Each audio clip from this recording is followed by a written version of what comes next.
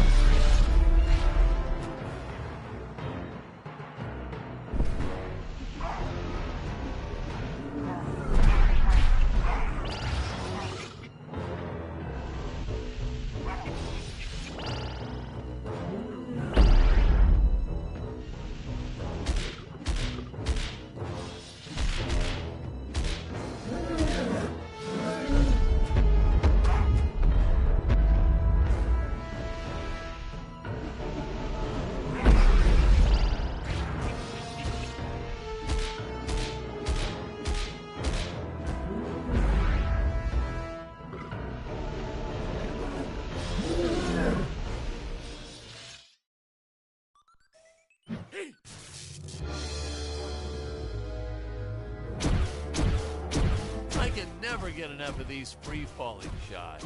Something so invigorating and freeing about them.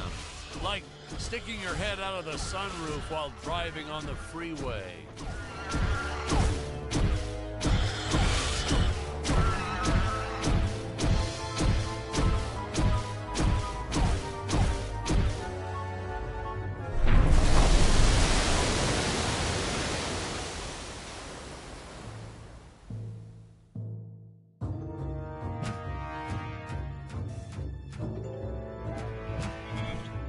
Oh yeah, another sea monster shot.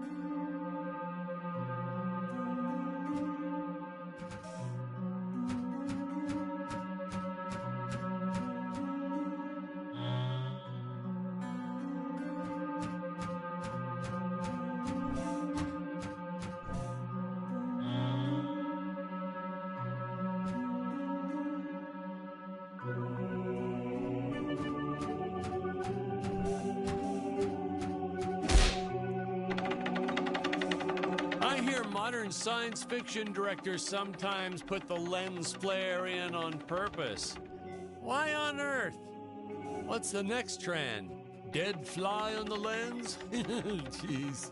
Watch. You won't believe me, but you just watch. It'll happen.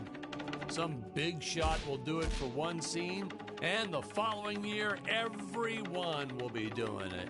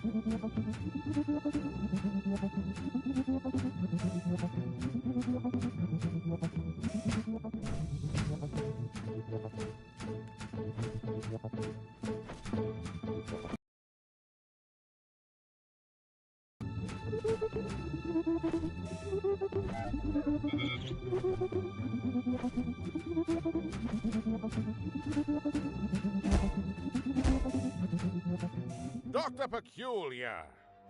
Yes, Your Eminence? Release the Mechamelion!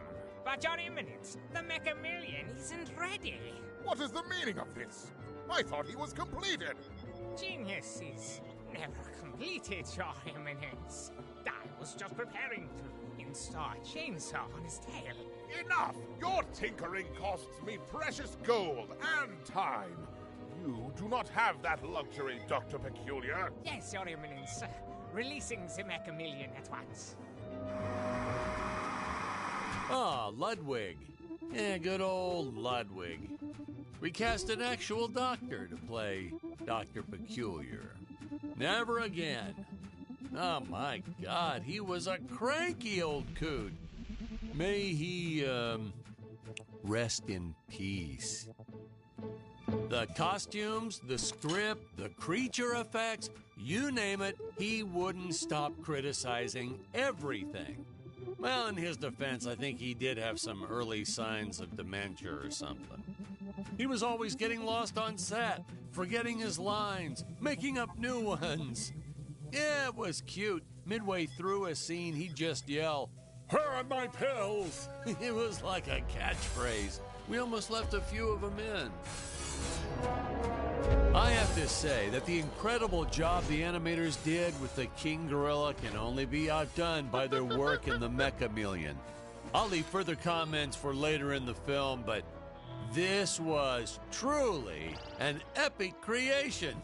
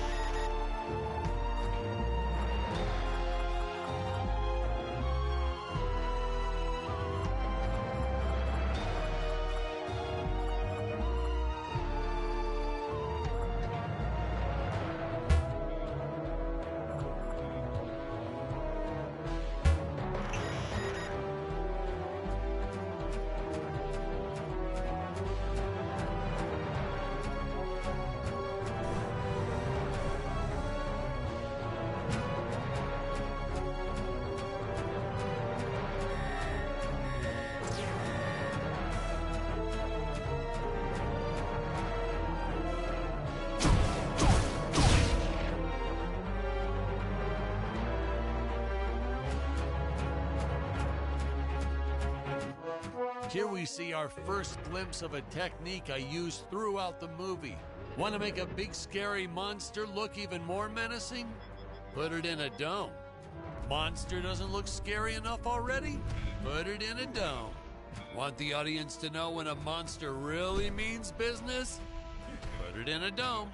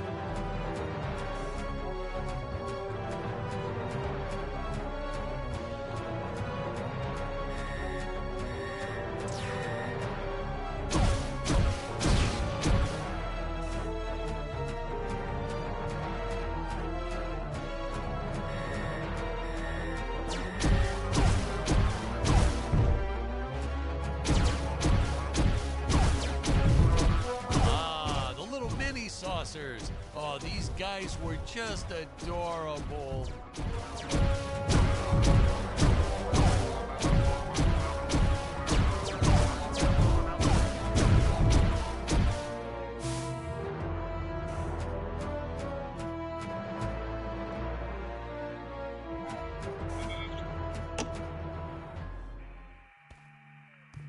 I was a huge fan of the old classic movie, The Flea, from 1958.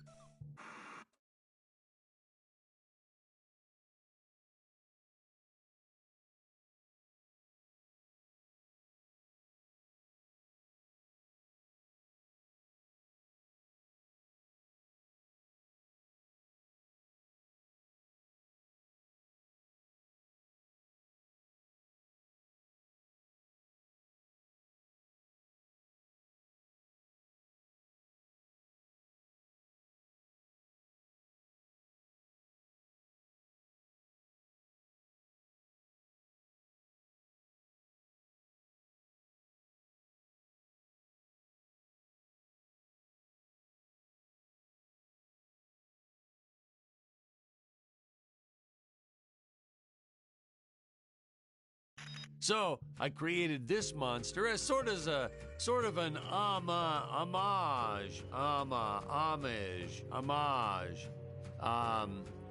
in respect to that film. I have the darndest time with that word homage.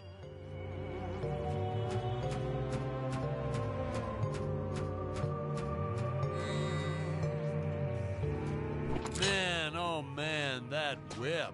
We probably should have invested in some training courses so the actors knew how to properly handle it, but instead we just let them flail it around wildly. You know that saying, it's all fun and games until someone loses an eye? That's true. And that's the story of why the Emperor wears that metal monocle. Greg was a real...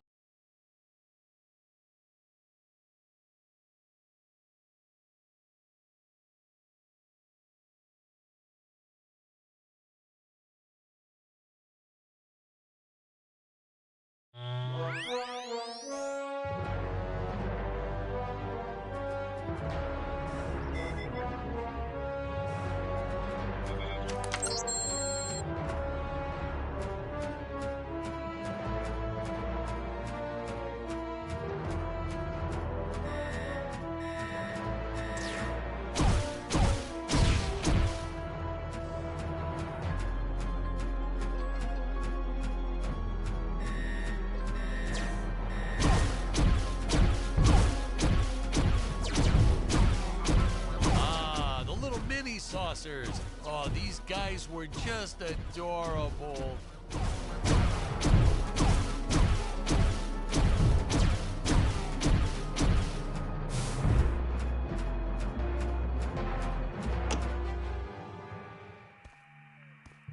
I was a huge fan of the old classic movie, The Flea from 1958. So I created this monster as sort of an homage, in respect to that film.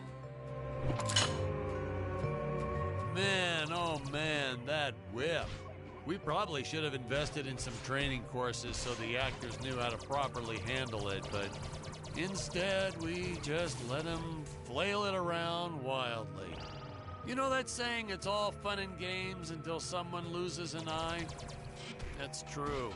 And that's the story of why the Emperor wears that metal monocle. Greg was a real trooper about it, though. Didn't even seem fazed that he'd have to wear an eye patch for the rest of his life. I think he went on to do some pirate-themed promotions at his used car lot once we wrapped up production.